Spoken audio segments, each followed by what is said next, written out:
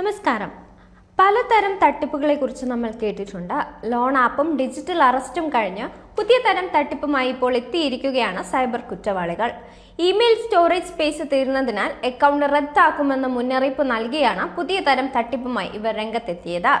Gmail account ഉപയോക്താക്കളെ കേന്ദ്രീകരിച്ചാണ് തട്ടിപ്പ്. സമൂഹ മാധ്യമങ്ങളിൽ പുതിയ തരം തട്ടിപ്പ് ആരംഭിച്ചിട്ടുണ്ടെന്നും ജനങ്ങൾ ജാഗ്രത പാലിക്കണമെന്നും പോലീസ് മുന്നറിയിപ്പ് നൽകിയിട്ടുണ്ട്. അക്കൗണ്ട് പുനഃസ്ഥാപിക്കാനായി ഇമെയിലിനോടൊപ്പം ലഭിക്കുന്ന ലിങ്കിൽ ക്ലിക്ക് ചെയ്യണമെന്നാണ് സന്ദേശത്തിന്റെ ഉള്ളടക്കം.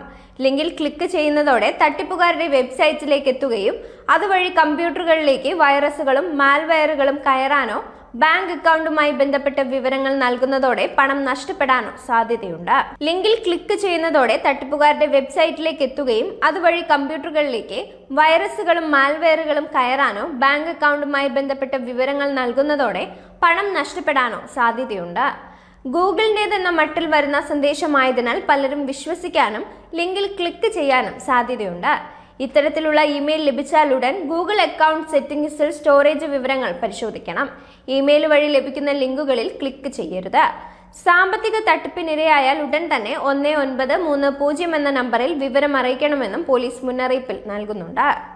അതേസമയം ആളുകളെ ഫോൺ വിളിച്ച് കുരുക്കിൽ വീഴ്ത്തി പണം തട്ടുന്ന കോൾ മെർജിംഗ് തട്ടിപ്പിനെതിരെ ജാഗ്രത പാലിക്കണമെന്ന സൈബർ പോലീസിന്റെ മുന്നറിയിപ്പ് ഉണ്ടായിരുന്നു. ഉപയോക്താക്കൾക്ക് ലഭിക്കുന്ന രഹസ്യ OTP കൈക്കലാക്കി പണം തട്ടുന്നതാണ് തട്ടിപ്പുകാരുടെ രീതി.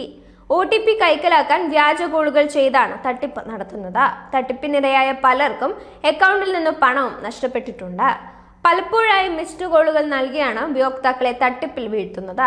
തൊഴിൽ അഭിമുഖം എന്ന വ്യാജേനയോ മറ്റു കാര്യങ്ങൾക്കോ ഫോണിൽ വിളിച്ചാണ് തട്ടിപ്പിന്റെ ആരംഭം.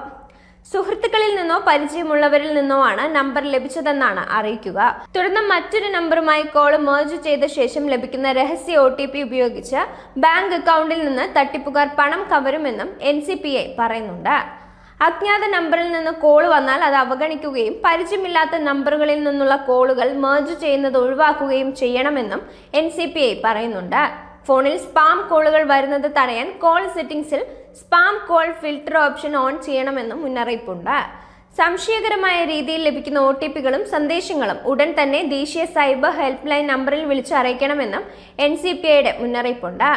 അതിനിടെ യഥാർത്ഥ ഫോൺ നമ്പർ മറച്ചുവെച്ചുള്ള കോൾ സ്പൂഫിംഗ് തട്ടിപ്പ് രീതി പ്രോത്സാഹിപ്പിക്കുന്ന വീഡിയോകൾ നീക്കം ചെയ്യണമെന്നും ടെലികോം വകുപ്പ് സമൂഹ മാധ്യമ കമ്പനികളോട് ഉത്തരവിട്ടിരുന്നു.